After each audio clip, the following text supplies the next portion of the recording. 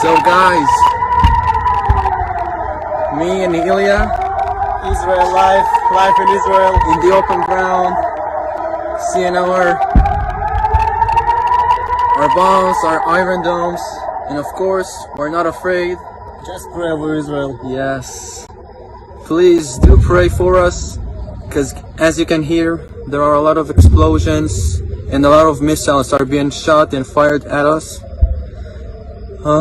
Yeah, we shouldn't be afraid, and because we have Jesus, of course. God is with us. Yeah. He is our protection.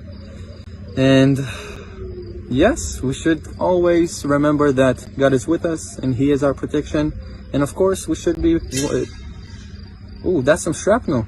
Okay, so we should be always happy, and just, I ask you and Ilya, pray for the peace of Jerusalem, pray for Israel, and of course bless Gaza as well.